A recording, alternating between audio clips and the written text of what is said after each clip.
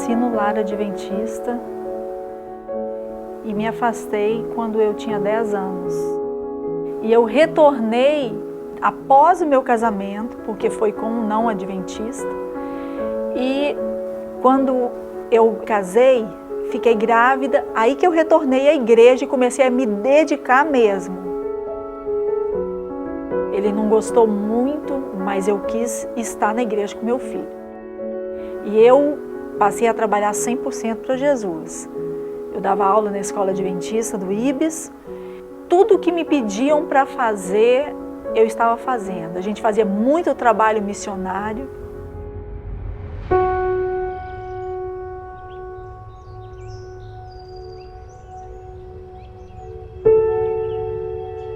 Com 6 anos de casada, ele não queria saber de Deus e começou a fazer um monte de coisas erradas e eu não aceitei.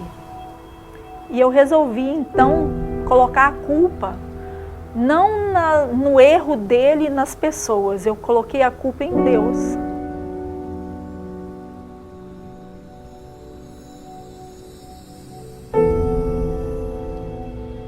E saí da igreja, prometendo que nunca mais colocaria os pés dentro da igreja adventista de Campo Grande.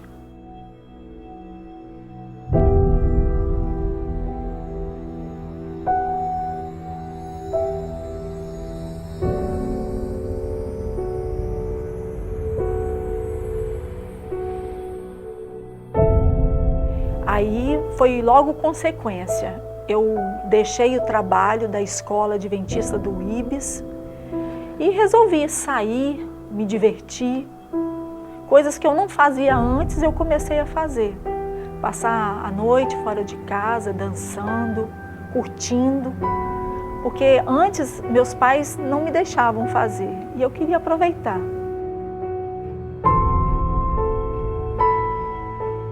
Horas na frente do espelho, colocando unhas postiças, escovando o cabelo, me preparando para uma coisa que no início eu achei que era muito importante para mim e depois passou a não ter mais importância.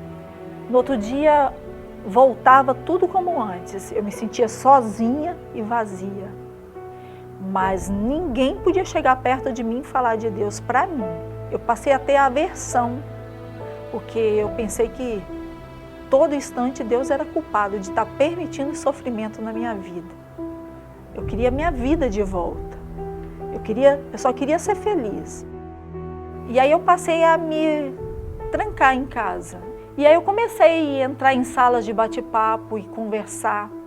Até que apareceu um homem e eu comecei a conversar com ele. E ele se demonstrou ser aquilo que eu queria. Ele mandou uma passagem aérea e eu fui a São Paulo conhecê-lo. Esse homem, ele cobria assim, todas as minhas expectativas na época. Ele se portou como um cavalheiro para minha avó, para minha mãe. Passado 3 meses, ele voltou à cidade, sem ser convidado. Ele já tinha tirado fotos de coisas que a gente tinha na pedreira, de bens que a gente tinha, da família, mas eu não sabia. E ele resolveu pegar meu filho para levar para Vitória. Porém, o meu filho, a minha mãe não deixou. E aí ele saiu e foi até a escola onde o meu primo estudava, sabendo que ele estudava ali. Pegou o Vinícius e deu uma carona para o Vinícius e sequestrou o Vinícius.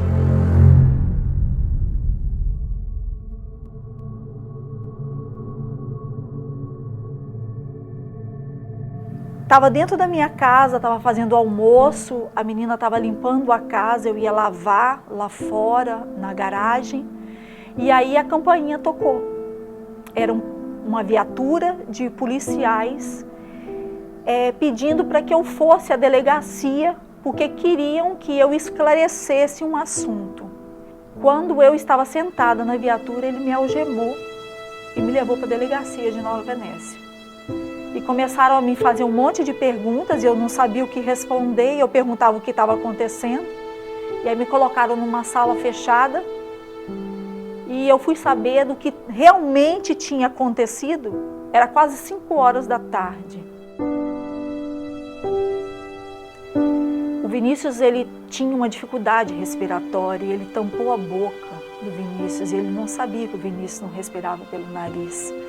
E o Vinícius veio a falecer.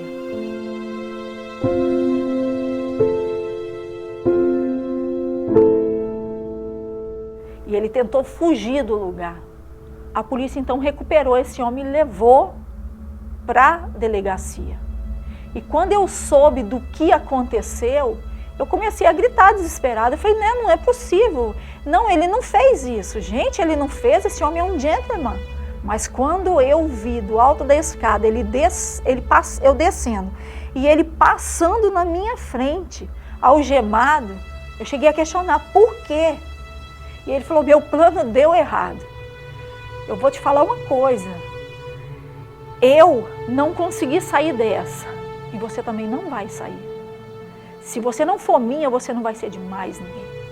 E ali começou o inferno na minha vida. A justiça começou a acreditar na voz de um mentiroso. Por mais que eu gritasse e falasse com eles, eu não tenho culpa, não fiz, não fui eu. Ninguém acreditou em mim. Fui presa.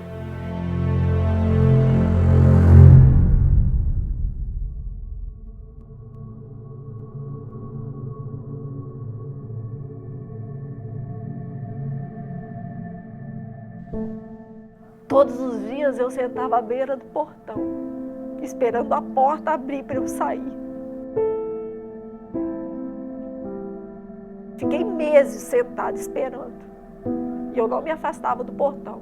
Toda hora que abria o portão, eu esperava sair. Falei, não, eles cometeram um erro comigo. Logo, logo eu vou sair.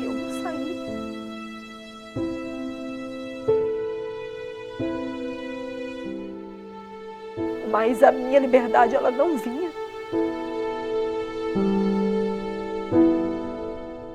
Meu filho tinha 15 anos. Um menino de ouro, perfeito. Meu presente. E ele não deixou de me ver.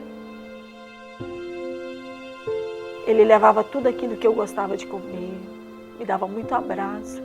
E sempre na hora de ir embora, ele olhava para trás, jogava um beijo e falava, mãe, espera só mais um pouquinho que você vai embora. Mas esse pouquinho se tornou um pesadelo, porque com 10 meses veio uma sentença de 29 anos. Eu fiquei quase louca quando eu ouvi na televisão que eu fui sentenciada a 29 anos por uma coisa que eu não tinha feito. Que eu ia passar 29 anos ali, ninguém tinha me explicado nada. Houve recursos, muitos recursos, gastou muito dinheiro. Mas nada podia ser feito. Era véspera de Natal. No horário da visita, meu filho, ele vinha com a minha família e quando eles estavam fazendo a curva do presídio de Tucum, havia um homem parado na placa e ele deu um tiro. Esse tiro atravessou o vidro do carro, chegou a ferir a mão do meu filho e no segundo tiro atingiu o pulmão, o cinto de segurança e passou a bala pelo abdômen do meu pai. E eles tinham sempre um horário fixo que chegava. E eu via que não chegava e começaram a gritar dentro do presídio, atiraram em mim uma visita lá fora. Na hora eu perdi a minha força porque eu senti uma coisa assim como se estivesse arrancando o coração do meu peito.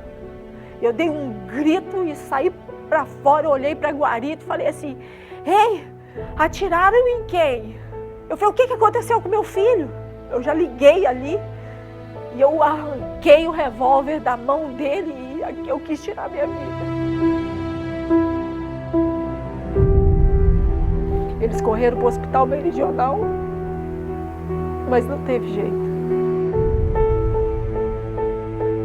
A próxima cena que eu tenho na minha mente, eles deixaram o advogado que me defendia ir ao presídio falar onde que estava sendo sepultado meu filho, onde ele ia ser velado. E antes mesmo que ele abrisse a boca, eu lembrei da minha promessa, que nunca mais eu ia botar um pé dentro da igreja de Campo Grande. Ele não precisou me falar, eu já sabia que o Lohan ia para a igreja de Campo Grande.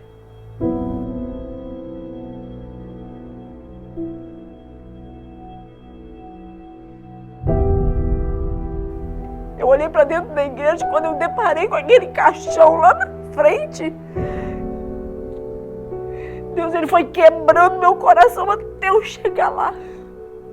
Eu fui chegando na frente do meu filho aos pedaços, sem força, sem fala. Não acreditando, eu pensei que ele fosse abrir os olhos a qualquer momento, que aquilo ali era uma pegadinha, que alguém estava fazendo alguma coisa para me convencer que eu tinha que voltar para os braços de Deus. Eu não pensei que aquilo fosse verdade, mas era verdade.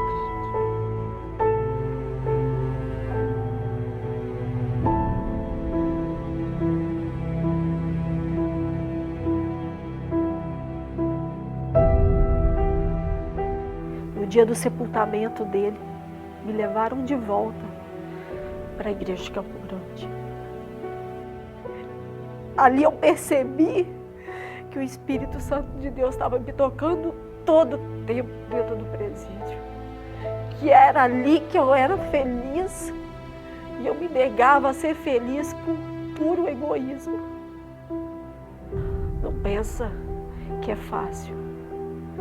Eu voltei para o presídio sem saber quem eu era. Só escrevia versos da Bíblia que eu me recordava de cor na parede, porque na parede tinha as mãos do meu filho desenhadas com contorno de lápis, e eu preenchi essas mãos com os versos da Bíblia. E eu só perguntava a Deus por quê.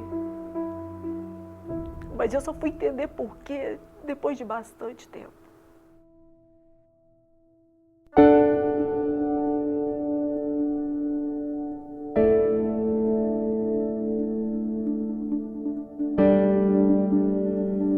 E eu passei a me agarrar com uma tábua de salvação.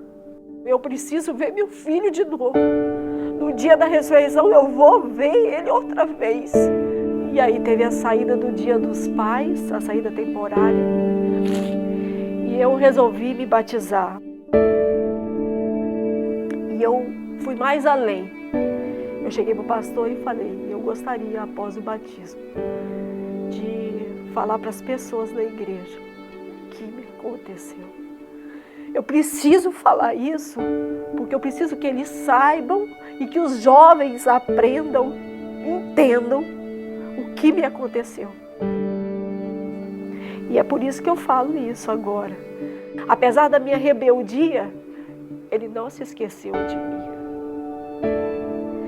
Ele foi lá e me resgatou. E me deu a oportunidade de eu recomeçar, de eu ser uma nova pessoa. Hoje eu tenho a família que me ama, um marido, a oportunidade de recomeçar, de reconstruir minha vida, de ser útil para Deus pregando o Evangelho, de trazer pessoas para Jesus, que é o mais importante. E eu digo que vale a pena se agarrar a Cristo, porque esse mundo não vale a pena. Vale a pena voltar para os braços de Jesus.